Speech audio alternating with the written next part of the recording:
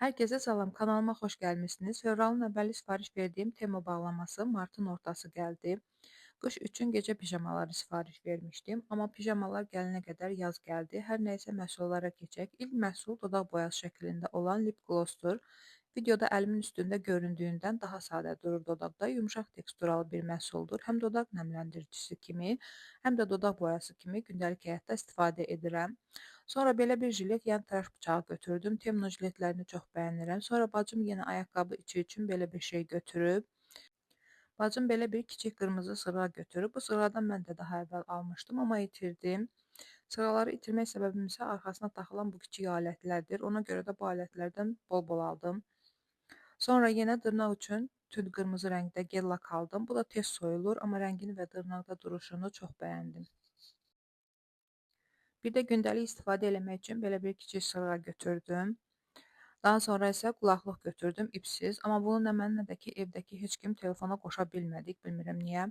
Həm də bu qulağın içinə yerləşmir, yəni qulaqda durmur. Ona görə də bunları geri qaytardım. İndi keçək pijamalara. İlk pijama bacımındır. Amma bu daha çox gündəlik geyimə oxşayır. Görünüşünü çox bəyəndim. Həm də üstündə duruşunu, qolundakı detalları da çox qəşəngdir. Videonun sonunda bütün pijamaları üstünüzdə göstərəcəm. Ona görə də videoya sona qədər baxmağınızı məsləhət görürəm. İkinci pijama mənimdir. El razmeridir. Çox rahatdır. Çox bəyəndim. Bu üst hissəsidir. Bu isə alt hissəsidir. Alt hissəsini, yəni şalvarın üstündə olan bu sızıqları ev paltarlarında çox sevirəm.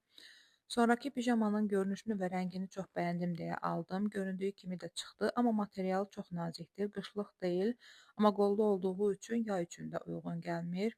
Bu da şalvarıdır. El razmerindədir bu da. Bu isə axırıncı pijamadır. Bunun da görünüşünü və rahat olmağını çox bəyəndim, amma XL seçdiyim üçün biraz bol oldu. Mən də mamaya verdim. Bunda da alt hissəsində sevdiyim sızıqlardan var yenə.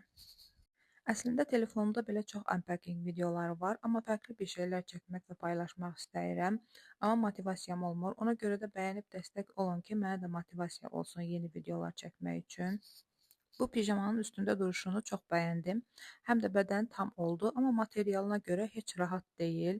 Bu isə bayaq dediyim XL olandır. Burada da görünür ki, biraz boldur üstümdə, amma çox rahat və çox şirindir məncə.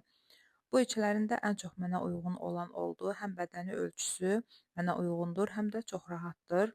Bu isə bacımın pijamasının üstündə duruşudur. Üst hissəsi gündəlik paltara oxşayır və çox qəşəngdir. Hələlik kanala dəstək olmağı, videomu bəyənib abunə olmağı unutmayın zəhmət olmasa.